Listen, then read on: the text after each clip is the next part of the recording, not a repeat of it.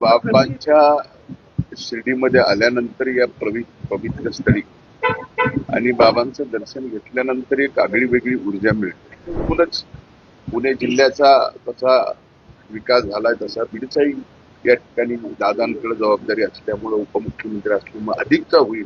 जे आरोप आहेत त्या आरोपाच्या बाबतीत ते एक तरी आरोप त्यांनी खरा करून दाखवावा.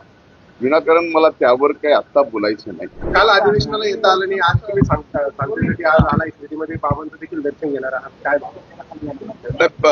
नक्कीच बाबांच्या शिर्डीमध्ये आल्यानंतर या पवित्र स्थळी आणि बाबांचं दर्शन घेतल्यानंतर एक आगळी वेगळी ऊर्जा मिळते आणि आमच्या सारख्याला समाजकारणात राजकारणात काम करणाऱ्या एक अभूतपूर्व ऊर्जा इथून मिळते आणि त्याच ऊर्जेतून या ठिकाणी आम्ही काम करतो. काल पालकमंत्री पदाची यादी जाहीर झाली आहे, तुम्हाला डावललं गेलेलं काय अजित पवार बीड प्रकरणामुळे कुठेतरी सगळं यादीवर एकंदर सद्य स्थिती बीडची पाहता मी स्वतःच आदरणीय दादांना आणि आदरणीय मुख्यमंत्र्यांना विनंती केली होती की बीडच्या पालकमंत्रीपदी आपण दादांना या ठिकाणी जिम्मेदारी द्यावी आणि दादांनाही विनंती केली होती की आपण बीडच्या पालकमंत्री म्हणून जबाबदारी घ्यावी.